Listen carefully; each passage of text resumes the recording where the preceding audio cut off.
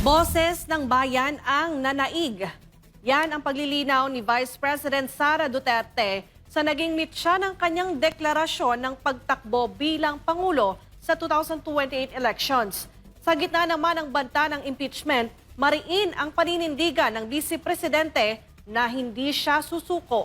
Narito ang ulat ni Angie De Leon. Isang pag-amin matapos ang 47 taon. Ito ang tinawag ni Vice President Sara Duterte na turning point sa kanyang buhay politika. Sa panayam sa Vox Populi ng SMNI, inamin ni VP Sara na ang panawagan ng mga ordinaryong Pilipino ang nagtulak sa kanya na tanggapin ang hiling ng taong bayan na tumakbo para sa pinakamataas na posisyon. Yung turning point ko na tinanggap ko na yung kagustuhan ng mga tao na tumakbo akong Pangulo. Halimbawa, pumupunta ako ng, sabihin na natin, sa Masbate o sa Samar o eto lang, bago lang, galing ako sa Zamboanga City. Merong mga tao na hindi naman nila ako kilala. Alam nila si Sara Duterte ako, pero hindi nila ako kilala bilang isang kaibigan o isang tao. Tapos nagsasabi sila, lumaban ka, lumaban ka. Nagsasabi sila ng ganon.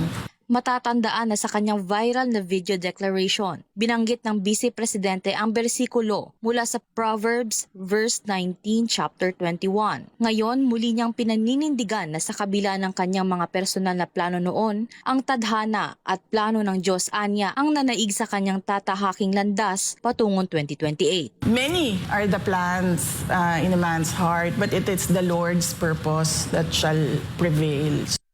Ang tingin ko, hindi para sa akin ang magplano kung ano yung kagustuhan ko sa buhay ko. Ang para sa akin ay makinig sa Diyos at makinig kung ano sinasabi ng taong bayan. Sinagot din niya ang mga usap-usapan sa kanyang deklarasyon, kabilang ang pagsuot ng itim na damit at kawalan ng Office of the Vice President Seal na isang malinaw na simbolo niya ng protesta laban sa kasalukuyang administrasyon. Giit pa ng pangalawang Pangulo, patuloy niyang gagampanan ang kanyang tungkulin habang inihahanda ang kanyang pagtakbo sa 2028. Kasi yung declaration ko na tatakbo akong Pangulo ng Pilipinas, wala naman kasing kinalaman yun sa Office of the Vice President. So, meron pa rin akong trabaho hanggang ngayon bilang pangalawang Pangulo, pero meron akong dinagdag na gagawin ko. At yun yung pagpipresenta sa aking sarili para sa taong bayan na tumakbong Pangulo. Yung itim naman ay kulay ng protesta. Protesta laban sa administrasyon ni BBM, ni Marcos. Anya, dala niya ang bigat ng tiwala ng 32 milyong Pilipinong bumoto sa kanya. Ang pinanghahawakan ko, yung bumoto sa akin yung 32 million na mga Pilipino na bumoto sa akin, na kapag sumuko ako, parang sila yung sumuko, parang napahiya sila. Kaya ako, noong binabanatan na ako, hanggang ngayon binabanatan pa rin ako, hindi talaga ako susuko. Sa gitna ng patuloy na batikos at ingay ng politika, mariin ang paninindigan at misyon ni VP Sara Duterte. Hindi ako magre-resign. Kung meron kayong impeachment, edi i-impeach ninyo ako. Pero hindi talaga ako aalis kung saan ako nilagay ng mga tao kasi tiwala nila yung binigay nila sa akin. So yung mission ko ay hindi yung kasiyahan ko, kundi kasiyahan ng mas nakararami.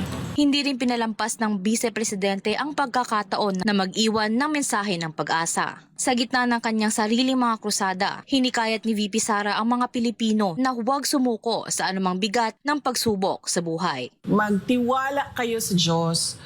Lagi kayong magdasal na bigyan kayo ng lakas at ng kaalaman, strength and wisdom, at bigyan kayo ng grace na tanggapin kung ano yung nangyayari sa buhay ninyo.